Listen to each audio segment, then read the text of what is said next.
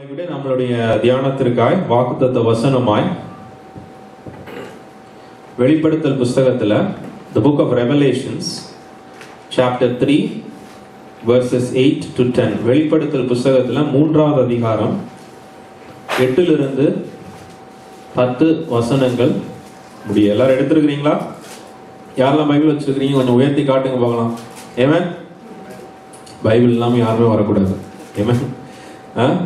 அதுதான் ஆவியின் பட்டயம்னு சொல்லி பைபிளில் போட்டிருக்குது. அதை பட்டயத்தை மறந்து வச்சுட்டு வந்துடக்கூடாது. ஸோ அதனால ஞாபகம் வைத்துக் கொள்ளுங்க. ஸோ வெளிப்படுத்தல் புஸ்தகத்தில் 3வது அதிகாரம் 8 இருந்து 10 ஃபர்ஸ்ட் நம்ம தமிழில் வாசிக்க போகிறோம். அது ரொம்ப யாராவது ஒருத்தர் நீங்கள் இங்கிலீஷில் வாசிக்கும்படிக்காய் கேட்கிறேன்.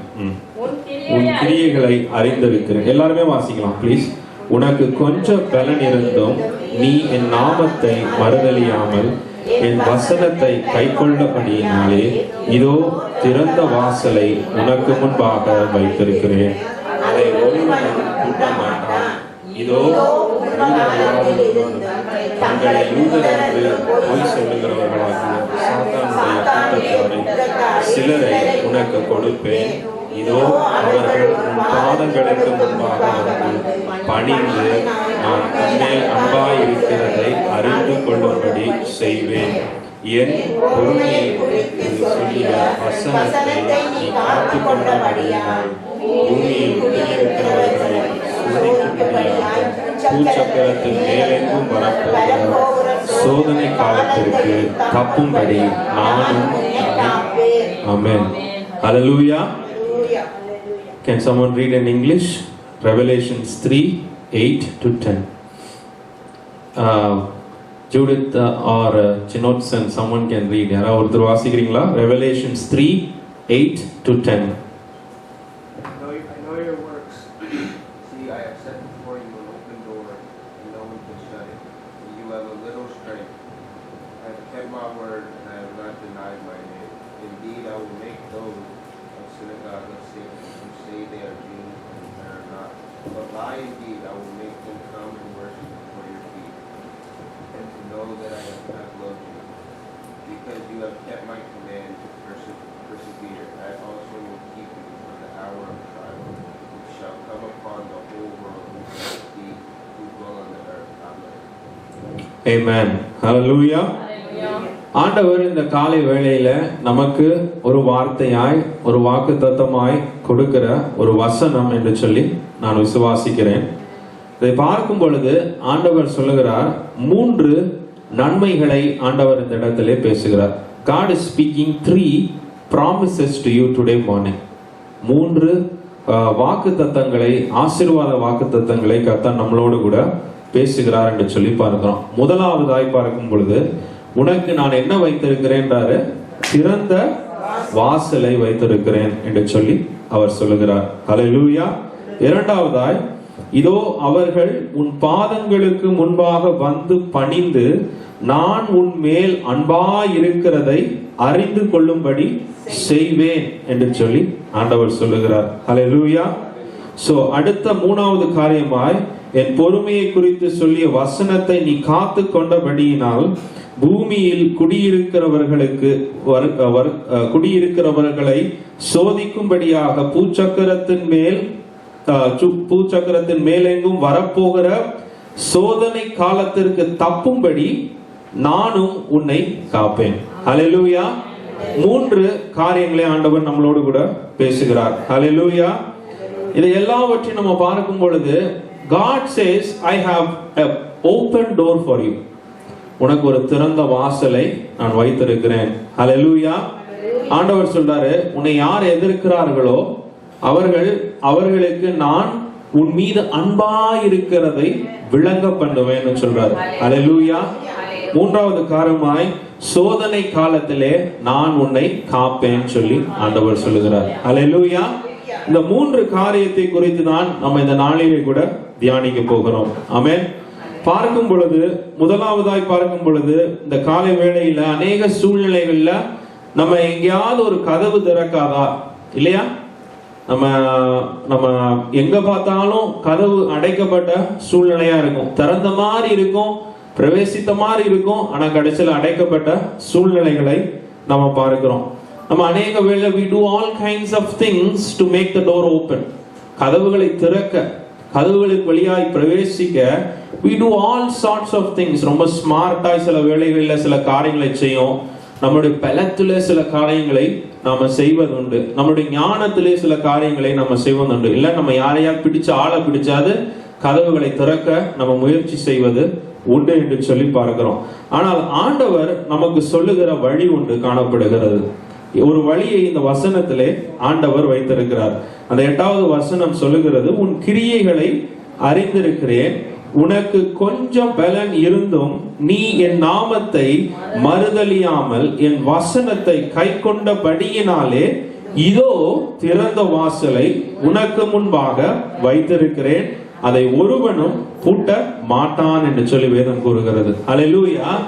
நம்மளுடைய வாழ்க்கையின் வழிகள், நம்முடைய வாழ்க்கையின் வழிகள் ஆண்டவர் என்ன சொல்றாரு, நீ அதிகமா கொடுக்கிறதுனாலயோ அதிகமா நம்ம அதை செய்யறதுனாலயோ இதை செய்யறதுனாலயோ இல்லையா. ஆண்டவர் சொல்லுகிறார் இங்க, என் வசனத்தை நீ கை கொண்டபடியினாலே இதோ நான் திறந்த வாசலை உனக்கு முன்பாக வைத்திருக்கிறேன் என்றார். அல்லேலூயா. காட் உங்களுடைய வாழ்க்கையில ஒரு வாசலை வைத்திருக்கிறாரு. ஆமென். நம்ம மாலுக்கெல்லாம் போவோம், சில நேரத்துல தூரத்துல இருந்து பார்க்கும்போது அந்த மாலுடைய டோர் க்ளோஸ் ஆயிருக்கும். கிட்ட போனீங்கன்னா அது என்ன பண்ண, ஆட்டோமேட்டிக்கா நம்ம வந்த உடனே சென்ஸ் பண்ணி அது திறக்கிறத நம்ம பார்த்திருக்கோம். நம்ம அங்க இருக்கும் பொழுது பூட்டின மாதிரி இருக்குது, ஆனா அங்க டைரக்ஷன்ஸ் சொல்றாங்க, என்டர் ஹியர் அப்படின்னு சொல்லி சொல்றாங்க. நீங்க உடனே அங்க போய் நிக்கிறீங்க, அந்த டோர் திறக்குது. ஹல்லேலூயா. அது போலதான் தேவனுடைய வார்த்தையும் நம்மளுடைய பார்வைக்கு சில வேளைகளில சில காரியங்கள் பூட்டப்பட்டது போல இருக்கலாம், வழியே இல்லாதது போல இருக்கலாம். ஆனா ஆண்டவர் இங்க சொல்றாரு, அது அழகா இன்னொரு இங்கிலீஷ்ல சொல்லும் பொழுது, I have placed before you an open door. உனக்கு முன்பாக திறந்த வாசல் எப்பவுமே நான் வச்சிருக்கிறேன்றாரு. அல்லேலூயா. நம்மளுடைய கண்களுக்கு வேணா அது தெரியாம இருக்கலாம், நமக்கு எப்படி அதை வந்து அடையிறது, எப்படி நான் என்னது எனக்கு அடுத்த வழின்னு வேணா நம்ம தெரியாம இருக்கலாம். ஆனா ஆண்டவர் சொல்றாரு, நீ என் வசனத்தை கை கொள்ளும் பொழுது நான் அந்த திறந்த வாசலுக்குள்ளே உன்னை அழைத்து செல்கிறவராய் இருக்கிறேன். அல்லேலூயா. ஹல்லேலூயா. தேவனுடைய வார்த்தைக்கு நம்ம கீழ்ப்படியும் பொழுது வாசல்கள் திறக்கிறது. ஆமென். ஆமென். நீங்க ரொம்ப போய் எங்கேயும் போய் முட்டி மோத தேவையில்லை. அந்த மனுஷன் காலில் போய் விழுந்து, இந்த மனுஷன் காலில் போய் விழுந்து, அவர் கண்ணில் தயவு, இவர் கண்ணில் தயவு, நம்ம அப்படி உழைச்சு இப்படி உழைச்சு நம்ம செய்ய வேண்டியதை நம்ம செய்யறோம். ஆனா ஆண்டவர் என்ன சொல்றாரு, என்னுடைய வார்த்தைகளுக்கு நீ கீழ்ப்படியும் பொழுது அவனுக்கு வாசல் எல்லாம் நான் திறக்கிறேன் அப்படின்றார். அல்லேலூயா. உடைய வாழ்க்கையில நீங்க காலையில வாசல்கள் திறக்காம காணப்படுகிறதா? போராடிட்டே இருக்கிறீங்க. You keep fighting but the doors are not opening. You keep struggling but the doors are not opening. You have worked so hard but the doors are not opening. ஆண்டவர் இன்னைக்கு ஒரே ஒண்ணுதான் சொல்றாரு, என் வார்த்தைகளை நீ என்ன பண்ண, கை கொள்ளு. நான் உனக்கு பேசின காரியத்தை நீ எனக்கு கை கொள்ளும் பொழுது நான் உனக்கு வாசலை திறப்பேன்றார். ஆதியாகமம் புத்தகத்துல 26வது அதிகாரத்துல 4-6 வசனங்கள். Genesis 26:4-6. ஆபிரகாம் என் சொல்லுக்கு கீழ்ப்படிந்து என் விதிகளையும் என் கற்பனைகளையும் என் நியமங்களையும் என் பிரமாணங்களையும் கைக்கொண்டபடியினால் நான் உன் சந்ததியை வானத்தின் நட்சத்திரங்களைப் போல பெருகப் பண்ணி உன் சந்ததிக்கு இந்த தேசங்கள் யாவையும் தருவேன். உன் சந்ததிக்குள் பூமியில் உள்ள சகல ஜாதிகளும் ஆசீர்வதிக்கப்படும் என்றார். ஆமென். ஈசாக்கு கோராரிலே குடியிருந்தான். ஆமென். ஹல்லேலூயா. இந்த இடத்துல நம்ம பார்க்கிறோம், ஈசாக்கினுடைய வாழ்க்கையில ஒரு பஞ்சம், ஒரு நெருக்கம், அவனுடைய வாழ்க்கையில ஒரு முடியாத ஒரு சூழ்நிலை. அவங்க அப்பா காலத்துல ஒரு பஞ்சம் வந்தது, ஆனா இவன் காலத்திலயும் ஈசாக்கினுடைய காலத்திலயும் ஒரு பஞ்சம் வருது. அந்த பஞ்சம் வந்த உடனே அவனால தாங்க முடியல, அந்த வேதனையை அவனால தாங்க முடியல. இருக்கிற இடத்துல ஒண்ணுமே நடக்க மாட்டுது, இந்த இடத்துல எவ்வளவு முட்டி மோதியாச்சு, ஒண்ணுமே நடக்க மாட்டுது. நான் என்ன பண்ண போறேன், எகிப்து தேசத்துக்கு நான் கடந்து போறேன் அப்படின்னு சொல்லி அவன் தீர்மானிக்கிறான். நான் எகிப்து தேசத்துக்கு கடந்து போறேன், இருக்கிற இடத்துல ஒண்ணும் நடக்கல, அதனால எகிப்து தேசத்துக்கு போறேன், அங்க கொஞ்சம் நல்ல சாப்பாடு, கொஞ்சம் விளைச்சல்லாம் அங்க கொஞ்சம் இன்னும் பாக்கி இருக்குது, இந்த இந்த பஞ்சம் அங்க வந்து இன்னும் வரல அப்படின்னு சொல்லி அவன் தீர்மானித்து அவனால தாங்க முடியல. இதுக்கு மேல அவனால வேதனையை தாங்க முடியல. அந்த நேரத்தில் அப்படியான ஒரு தீர்மானத்தை எடுக்கும் பொழுது ஆண்டவர் ஈசாக்கோடு கூட பேசுகிறார்.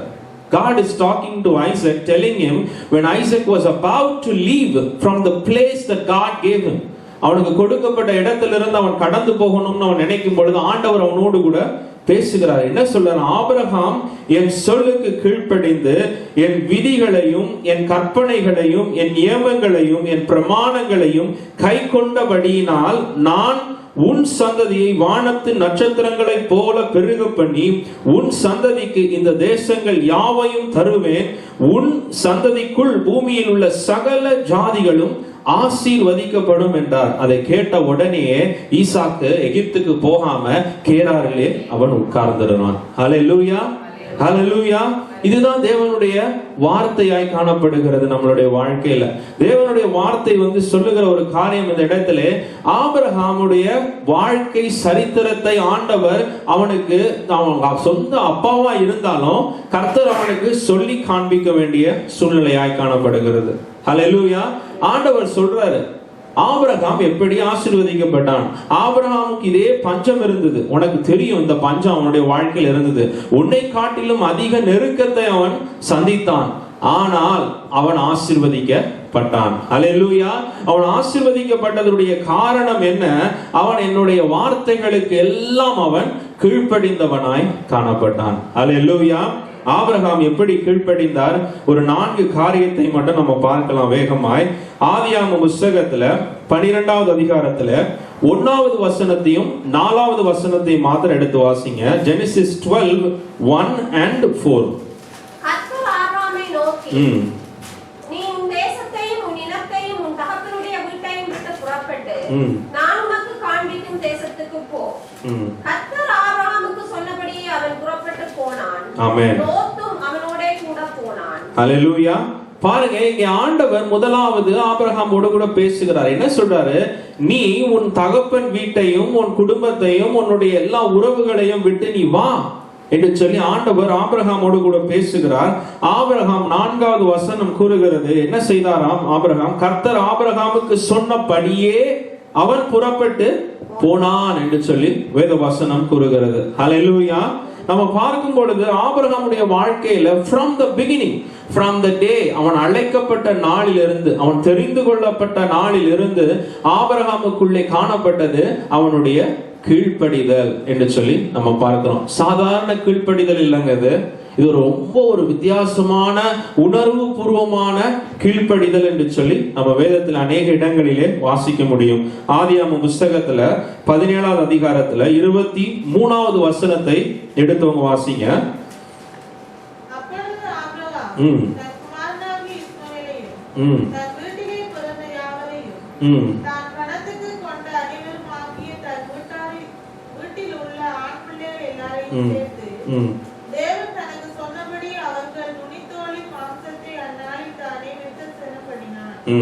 எந்த நாளிலே விருத்த சேதனம் பண்ணினானா?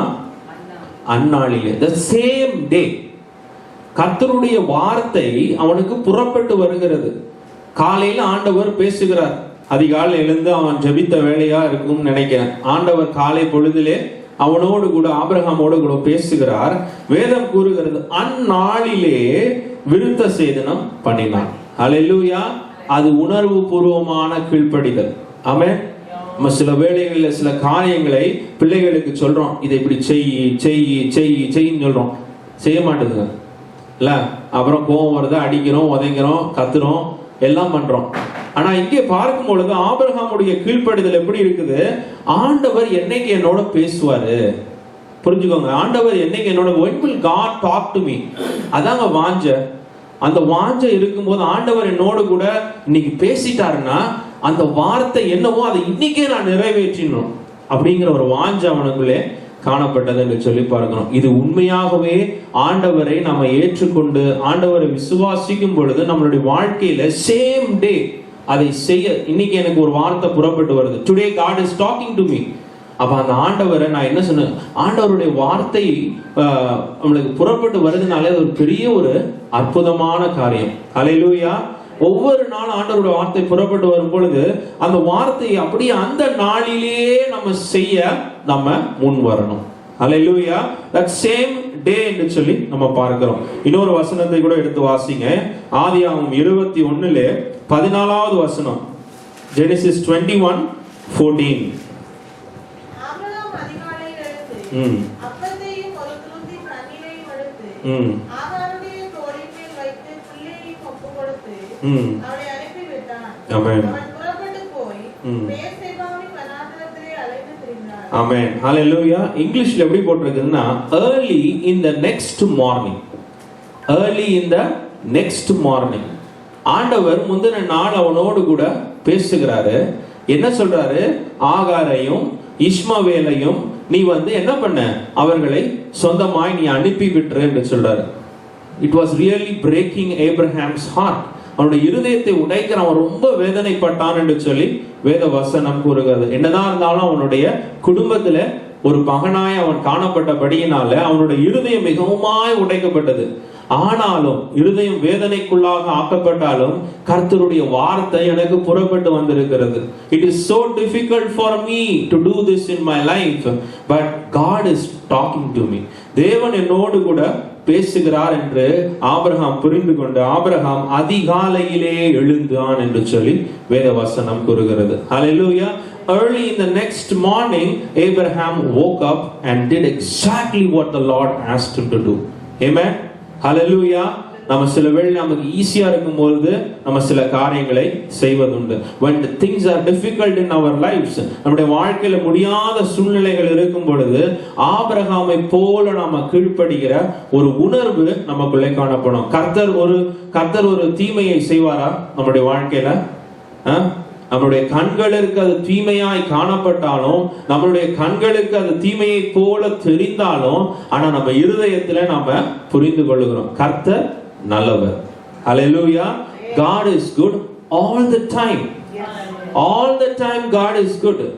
அவரை அன்பு கூறுகிறவர்களுக்கு சகலத்தையும் ஆண்டவர் நன்மைக்கு ஏதுவாய் முடிய பண்ணுகிறார் என்று சொல்லி வேதம் கூறுகிறது. அப்ப நினைச்சு பாருங்க, உங்க வாழ்க்கையில ஒரு கஷ்டமே இருந்தாலும் ஆண்டவர் அதை நன்மைக்கு ஏதுவாய் தான் முடிக்க பண்ணுகிறார். ஆமென். God does not do evil in your life. It might look like an evil in your life. It might look like a problem in your life. But God is saying, I'm going to finish all things for your good. Hallelujah. இது உனக்கு இப்ப புரியாது, ஆனா வர நாட்களிலே நீ புரிந்து கொள்ளுகிற ஒரு காரியமாய் காணப்படும். ஹல்லேலூயா. நம்ம பிள்ளைங்களை படின்றோம், படிக்க மாட்டேதுங்க. சில பிள்ளைங்க தானே படிக்குது, பட் சில நேரத்துல பிள்ளைங்களை படின்றோம். அந்த பிள்ளைங்க சொல்லுது, படிக்கிறது தவிர வேற ஏதாவது சொல்லுங்க செய்யறேன் அப்படின்னு. ஆனாலும் அதை அடிச்சு உதச்சு எப்படியோ நம்ம படிக்க வைக்கிறோம். அப்ப அந்த பிள்ளைங்க மேல என்ன எரிச்சலா நமக்கு, அந்த பிள்ளைங்க மேல என்ன கோபமா நமக்கு, அந்த பிள்ளைங்க நாசமா போகணும்னா நம்ம அடிக்கிறோம் அந்த பிள்ளைங்கள, இல்ல திட்டுறோம் அந்த பிள்ளைங்கள, அதை படிக்கணும்னு சொல்றோம். அது பிடிக்காதத அதுல ஒரு நன்மையை நம்ம வச்சிருக்கிறோம். அந்த பிள்ளைகளுக்கு அது சுத்தமா புரியல, எனக்கும் புரியல. எங்க வீட்டுல என்னைய போட்டு நல்லா ஞாபகம் இருக்கு, நான் படிக்கும் போதெல்லாம் எங்க அம்மா ஒரு பக்கமும் எங்க அப்பா ஒரு பக்கமும் உட்காந்து இதை எடிட் பண்ணி போட்டுருக்காங்க. அவங்க ஒரு பக்கம், எங்க அம்மா ஒரு பக்கம் ஒரு சீப் வச்சிருப்பாங்க, எங்க அப்பா ஒரு பக்கம் சீப் வச்சிருப்பாங்க. தலைக்கு சீவுற சீப்பு, ட்ரௌசர் தான் போட்டிருப்போம். ட்ரம்ஸ் மேல 2 பேரும் போட்டு டப்புன்னு இந்த பக்கமும் அந்த பக்கம் அடிப்பாங்க. அப்படி அடிச்சாலுமே சில இடத்துல படிக்க மாட்டேன் நான். அடிப்பட்ட டைம் பார்க்கும் பொழுது எதற்கு நம்மளை அப்படி ட்ரீட் பண்றாங்க? எந்த அம்மா அப்பாவாவது தன் பிள்ளை நாசமா போகணும்னு விரும்புவாங்களா? அப்ப அந்த தீமையிலும் அது அப்பொழுது தீமையாய் தெரிகிறது, வெறுப்பா இருக்குது, கஷ்டமா இருக்குது, என்னடா இதை போய் செய்ய சொல்றாங்கன்னு. ஆனா ஆண்டவர் அதிலே ஒரு நன்மையை வைத்திருக்கிறார் என்று சொல்லி ஆபிரகாமுக்கு தெளிவாய் தெரிகிறது. ஹல்லேலூயா. அதனால ஆண்டவரிடத்துல சத்தத்திலிருந்து வருகிற எந்த ஒரு வார்த்தையும் நமக்கு நன்மைதாங்க. ஹல்லேலூயா. ஆண்டவர் ஒரு நாளும் நீங்க வேதம் கூறுகிறதுல நீங்க பாவிகளா இருக்க நீங்க உங்க பிள்ளைகளுக்கு என்ன பண்றீங்க? நல்ல ஈவுகளை கொடுக்க நீங்க சித்தமா இருக்கிறீங்க. அப்ப உங்க பரம பிதா உங்களுக்கு எப்படி கெட்ட காரியத்தை செய்வாரு? ஹல்லேலூயா. நம்ம அருவருப்பா இருக்கிற, அசிங்கமா இருக்கிற நாமளே நல்ல ஈவுகளை நம்ம பிள்ளைகளுக்கு கொடுக்கணும்னு நினைக்கும். ஆண்டவர் செய்கிற எல்லாமே உங்க வாழ்க்கையில நன்மைதான். ஹalleluya. எல்லாமே இன்னைக்கு உங்களுக்கு நெருக்கனால, even if you think you are suffering today, God is doing it for your good. Amen. God is doing it for your good. Hallelujah. அப்ப தேவனிடத்திலிருந்து வருகிற எல்லா வார்த்தையும் நீங்க அப்படிதான் ஏற்றுக்கொள்ளணும். ஆமென். கர்த்தர் எந்த விதத்திலையும் உங்களை நெருக்கி உங்களை கஷ்டப்படுத்தி உங்களை அழ வைக்கிறது அவருடைய நோக்கம் இல்லை. அழுகுற மாதிரி இருக்கும், ஆனா கர்த்தர் என்ன சொல்றார்? நான் உனக்கு திறந்த வாசலை வைத்திருக்கிறேன். ஹalleluya. நீ பிரவேசிக்கணும், அதுக்குள்ள நீ பிரவேசிக்கணும். அதனால கர்த்தர் யாரை சிட்சிப்பாரா? அவர் யாரை அன்பு கூறுகிறாரோ அவரை தான், அவங்கள தான் சிட்சிப்பாராம். Who does God discipline? Who does God fight with? It is the people whom he loves so much that he disciplines, it seems. Hallelujah. அதிக கனி கொடுக்கிற மரத்தை தான் ஆண்டவர் என்ன பண்ணுவாராம்? வெட்டி வெட்டி வெட்டி வைப்பாராம். அதிகமா என்ன கொடுமை இது, என்ன கொடுமை இது. நம்மளே நிறைய நம்மளே போட்டு ஆண்டவர் இப்படி வந்து ஒரு வதக்கி தள்ளுறாரு. Why is God doing all these things in my life? No, God is not doing bad thing. God is doing a good thing in your life. Hallelujah.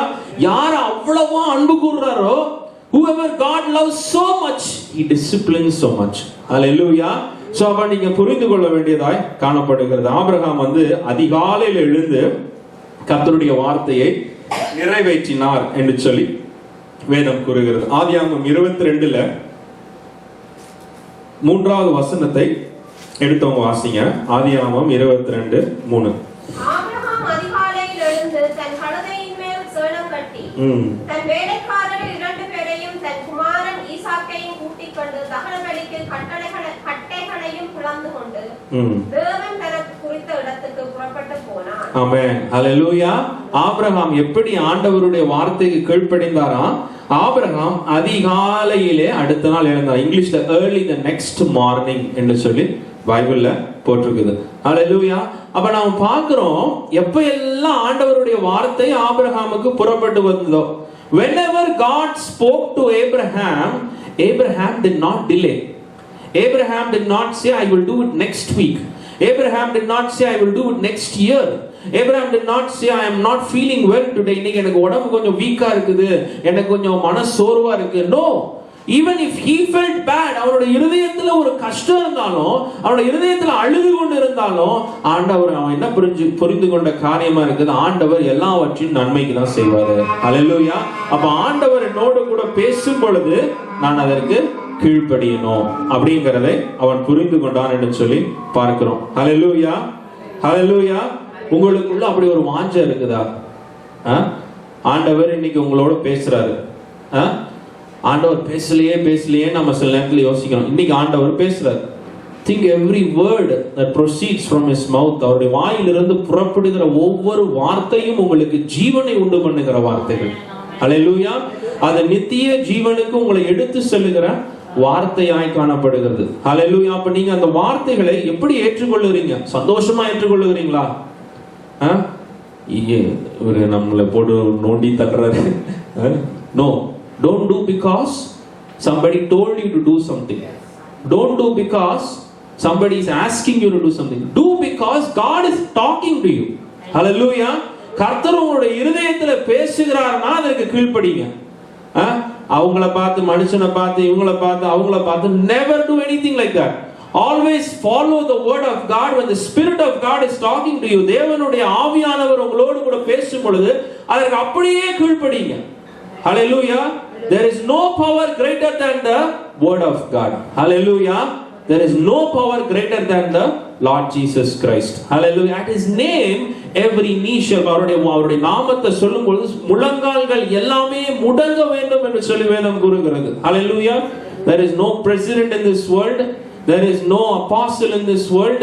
There is no prophet in this world. சகலமும் அவருக்கு முன்பாக முடங்கியே ஆக வேண்டும். Hallelujah. When he says something, it will happen. When he says something, he will do it.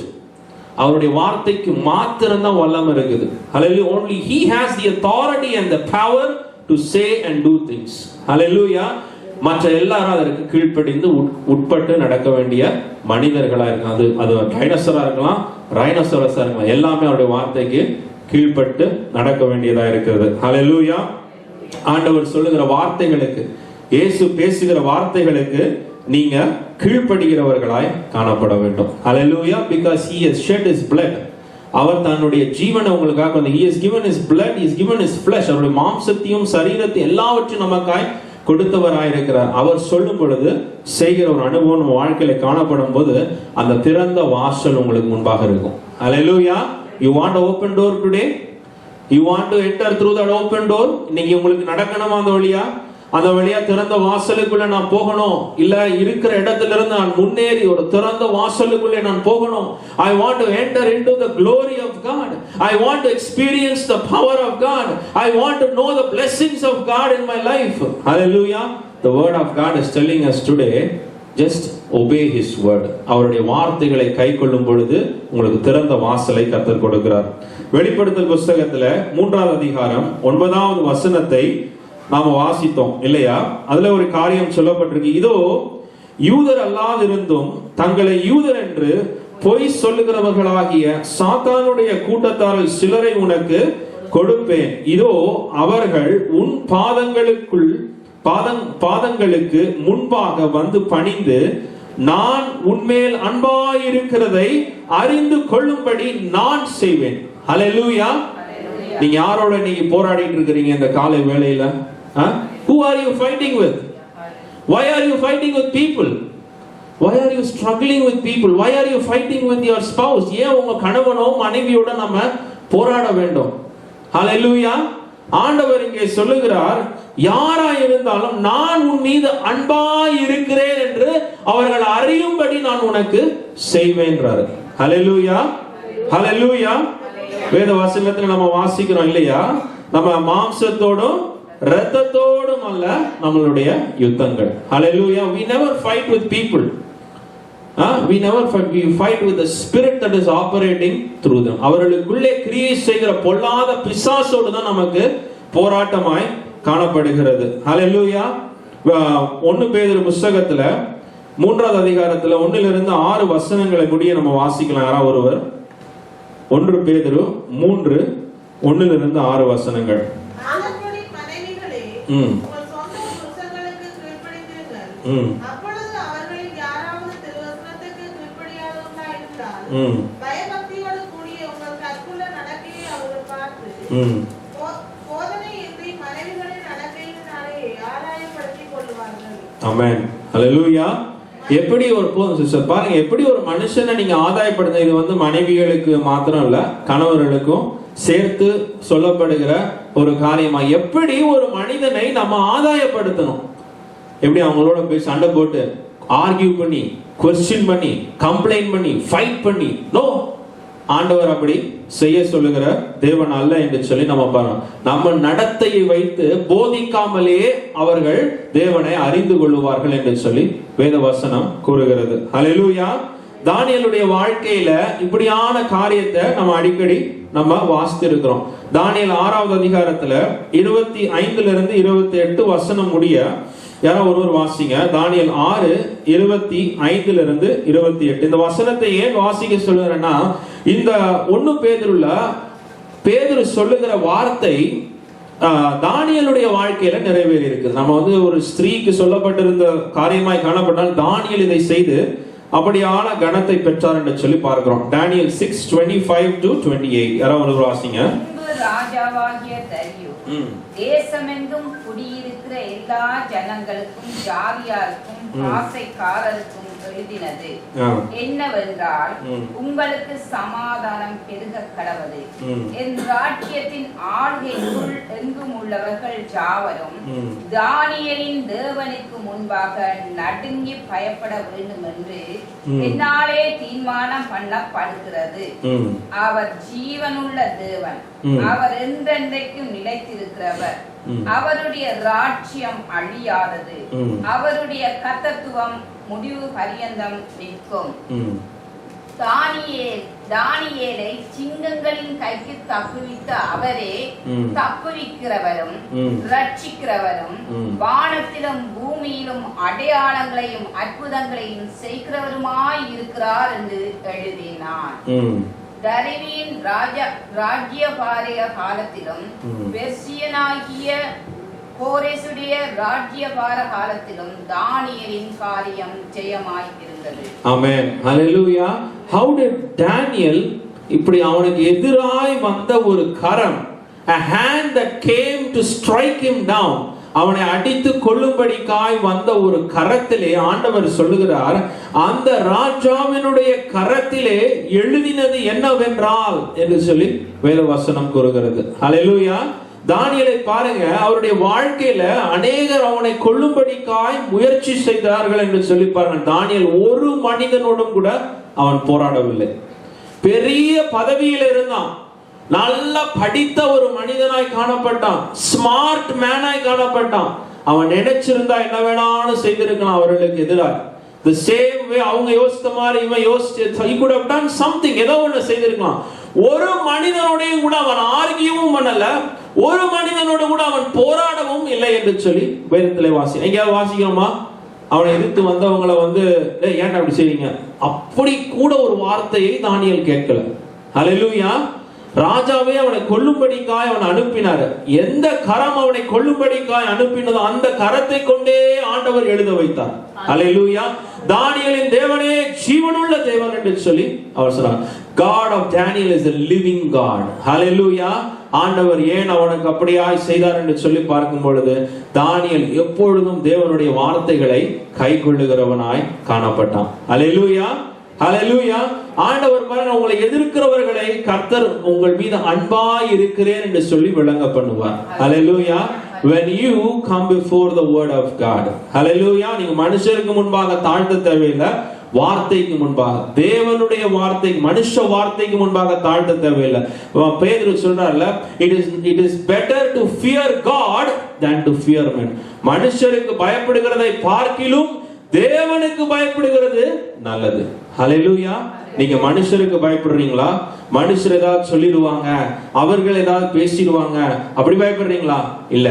தானியேலை பார்க்கிறோம். ஹalleluya. தேவனுடைய வார்த்தைக்கு உட்பட்டு நடக்கும் பொழுது சிங்க குகையில நீங்க எரியப்பட்டாலும், ராஜாவே உங்களுக்கு எதிர்த்து ஒரு கட்டளையை பிறப்பித்திருந்தாலும், ஆண்டவர் சொல்லுகிறார், நான் உன்னை தப்புவிக்க வல்லவராய் இருக்கிறேன். ஹalleluya. I am a living God. நான் ஜீவனுள்ள தேவனாய் இருக்கிறேன் என்று சொல்லுகிறார். ஹalleluya. இந்த காலை வேளை நீங்க யாருக்கு பயப்படுறீங்க? யார்கிட்ட போய் நீங்க சண்டை போட்டு இருக்கீங்க? யார்கிட்டயோ உட்கார்ந்து போராடிக்கிட்டே இருக்கிறீங்க, ஏதோ ஒண்ணு பேசி யுத்தம் பண்ணிக்கிட்டு ஆர்கியூ பண்ணிக்கிட்டு இருக்கிறீங்க யார்கிட்டயோ. தானியேல் எடுத்த முறையை நம்ம எடுக்கணும். பதவி இருக்கு, பொருள் இருக்கு, வசதி இருக்கு, doesn't mean you go and argue with people. You leave it. You come before the throne of God. தேவனுக்கு முன்பாக வந்து உங்களுடைய இருதயத்தை தேவனுக்கு முன்பாக, அவருடைய வார்த்தைக்கு முன்பாக தாழ்த்துங்க. Hallelujah. When you bow before the King of Kings, ராஜாதி ராஜாவுக்கு முன்பாக முழங்கால் படி இடும் பொழுது, everything will bow before you. Hallelujah. எல்லாவற்றையும் ஆண்டவர் பணிய செய்கிற தேவனாய் காணப்படுகிறார். Hallelujah. இந்த வார்த்தை தேவனுடைய மனுஷனுடைய வாழ்க்கையில நிறைவேறினது என்று சொல்லி நம்ம பார்க்கணும். உங்க வாழ்க்கையில அந்த வார்த்தை நிறைவேறும். இன்னைக்கு நீங்க தானியேலை போல போராடுகிறத நிறுத்திட்டு, சண்டையிடுகிறத நிறுத்திட்டு, ஆர்கியூ பண்றதை நிறுத்திட்டு, நீங்க உங்களுக்கு தேவனுடைய வார்த்தை என்ன சொல்லுது? இன்னைக்கு நான் அதற்கு உட்படுகிறேன். Everything else will fall in place. Hallelujah.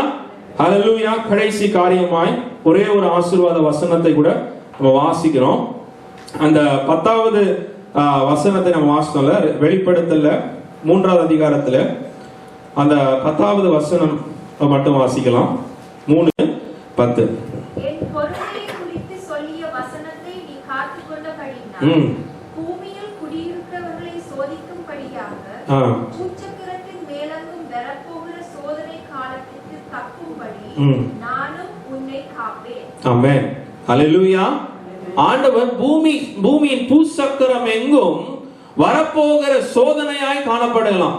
உங்களை சுற்றி இருக்கிற சோதனைகளாய் காணப்படலாம். There will be like problems all around you. ஆனால் ஆண்டவர் என்ன சொல்லுகிறார் அந்த 10வது வசனத்துல, சோதிக்கும்படி பூச்சக்கரம் எங்கிலும் வரப்போகிற சோதனை காலத்திற்கு தப்பும்படி நானும் உன்னை காப்பேன்றார். ஹalleluya. பாருங்க எவ்வளவு பெரிய ஆசீர்வாதத்தை ஆண்டவர் வைத்திருக்கிறார். லூக்கா 4வது அதிகாரம் 25-26 வசனத்தை வாசிக்கலாம். ஒரு ஒரு ஸ்திரீயை குறித்து ஆண்டவர் சோதனை காலத்திலே அவளை கர்த்தர் எப்படி தப்புவித்தார். How did God rescue? How did God protect a woman என்று சொல்லி நம்ம வாசிக்கிறோம். லூக்கா 4, Luke 4:25 and 26. அன்றையும் எலியாவின் நாட்களிலே 3 வருஷமும் 6 மாதமும் வானம் அடைபட்டு தேசமெங்கும் மிகுந்த பஞ்சம் உண்டாயிருந்த போது இஸ்ரவேலுக்குள் அநேகம் விதவைகள் இருந்தார்கள். ஆமென். ஆயினும் எலியா சீதோன் நாட்டில் உள்ள சரப்தா ஊரில் இருந்த ஒரு விதவையினிடத்துக்கு அனுப்பப்பட்டானே அல்லாமல் மற்றொருத்தியினிடத்திலும் அனுப்பப்படவில்லை. ஆமென். ஹல்லேலூயா. பாருங்க, பூமி எங்கும் பஞ்சம், 3 வருஷம் பஞ்சமா இருக்கு. There is famine. எல்லாரும் கஷ்டப்படுறாங்க. Every person in the land is suffering. எல்லாரும் சஃபர் பண்றாங்க. ஆனா எல்லாருக்கும் ஆண்டவர் போகலையாம். யாருக்கு ஆண்டவர் தீர்க்கதரிசி அனுப்பினாரு? சாரேபாத் விதவைக்கு ஆண்டவர் தீர்க்கதரிசி அனுப்பி அவளுடைய வாழ்க்கையை கர்த்தர் ஆசீர்வதித்தார். ஹல்லேலூயா. பாருங்க, ஏன் ஆண்டவர் எதையோ ஜனங்க கஷ்டப்படுறாங்க, but why does God not send to everyone? So ஏன் only to the widow at Zarephath? ஏன் அந்த சகோதரிக்கு மட்டும் ஆண்டவர் உதவி செய்தார் என்று நம்ம எல்லாருக்குமே தெரியும். ஏன் உதவி செய்தாங்க இல்லையா? இந்த வசனத்தை நம்ம வாசித்து பார்க்கும்போது அந்த அம்மா என்ன பண்ணாங்க, அந்த அம்மாட்ட வந்து எலியா சொன்ன தீர்க்கதரிசி சொல்றாரு, எனக்கு பசிக்குது, சாப்பாடு தான்றாரு. உங்களுக்கு கொடுத்தா என்ன கிடைக்கும் அப்படிங்கறது அந்த ப்ராமிஸ். நம்மளாம் ப்ராமிஸ் வர்ஸ்னா என்ன சொல்லுவோம், இதை நான் செஞ்சா இது நடக்கும் அப்படிதான். எலியா வந்து அவரோட பேசுவாங்க, செய்யணுன்றப்ப எனக்கு பசிக்குது, எனக்கு முதல்ல சாப்பாடு தான், உன்னை ஆசீர்வதிப்பேன், நீ அப்படியே உன்னுடைய இதெல்லாம் வலிஞ்சு ஓடும், அதெல்லாம் ஒண்ணுமே சொல்லல, நீ கொடு அப்படின்னாரு. அந்த ஸ்திரீ என்ன பண்ணா, அந்த அம்மாக்கு ஏற்கனவே கடைசி சாப்பாடாச்சுன்னா பிள்ளைக்கு வச்சிருக்காங்க. ஆனாலும் அந்த கொஞ்சத்தை எடுத்து முதலாவது எலியா தீர்க்கதரிசிக்கு அந்த விதவை கொடுத்ததை நம்ம பார்க்கிறோம். கீழ்ப்படிது. ஹல்லேலூயா. அது ஆண்டவர் ஏதோ நன்மையை செய்திட போறாரு, ஏதோ ஒரு ஆசீர்வாதத்தை கொடுத்துரு. இப்ப நான் ஒரு ரொட்டி சுட்டு விட்டேன்னா ஆண்டவர் என்னுடைய மாவெல்லாம் அப்படியே வழியே செய்வாரு. அதனால அதை நினைச்சுக்கிட்டே நம்ம வந்து செய்யறதில்லை. ஹல்லேலூயா. அந்த விதவை தாயினுடைய இதை பார்க்கவும் ஆச்சரியமா இருக்கு. அவரு எலியாட்ட கேட்கல, இதை நான் அந்த ஒரு ரொட்டியை நான் உங்களுக்கு சுட்டு கொடுத்தேன்னா எனக்கு 10 ரொட்டியா மாத்தி தருவீங்களா, அதை 20 ரொட்டியா ப்ராமிஸா கொடுங்க அதை அப்படின்னு சொல்லி ஆண்டவர் செய்வாரா அப்படிலாம் கேட்கல. She simply did what God asked her through that prophet. அந்த தீர்க்கதரிசி என்ன சொன்னாரோ அதை செஞ்சார். ஆனா அதுக்கு அப்புறமாய் அந்த ஸ்ரீ ஆசீர்வதிக்கப்பட்டாள். ஹல்லேலூயா. பூமி எங்கும் பஞ்சம், ஆனா அந்த ஸ்ரீனுடைய வீட்டுல பஞ்சம் முடிகிற வரைக்கும் ஒண்ணுமே முடியலையாம், எல்லாமே நிரம்பி வழிந்தது என்று சொல்லி பார்த்தோம். அந்த சகோதரியினுடைய மகன் ஒரு நாள் இறந்து கூட போயிட்டான். ஆனா ஆண்டவர் பாருங்க, தீர்க்கதரிசி அனுப்பி அந்த சகோதரியினுடைய மகனை ஆண்டவர் உயிரோடு எழுப்பினார். ஹல்லேலூயா. பாருங்க, God sends his people to those who obey him. பஞ்சகாலம் வரும், பூமியின் பூசக்கரம் எங்கிலும் சோதனை காலம் வரும். There will be tough times, there will be problems around you, there will be problems around, but God says I will rescue you. Hallelujah. I will help you ன்னு சொல்லி ஆண்டவர் சொல்லுகிறார். Hallelujah. ரொம்ப சிம்பிளா அவருடைய வார்த்தைகளை கை கொள்ளும் பொழுது அவர் சொல்றார், இவன் என்னை கனப்படுத்தி இருக்கிறான், கனப்படுத்தின எல்லா இடத்திற்கும் வந்து நான் அவனை கனப்படுத்தணும். Hallelujah. நம்ம எல்லாம் கண்களை மூடி ஒரு விஷயம் ஜெபிக்கலாம். ஸ்தோத்திரம். Hallelujah. Thank you Lord. நம்ம எல்லாம் அப்படியே எழுந்து நிக்கலாம். ஸ்தோத்திரம். Thank you Lord. Thank you Jesus. Thank you Jesus. Hallelujah. Hallelujah. எல்லாரும் அப்படியே கண்களை மூடி எழுந்து நிக்கலாம். Hallelujah.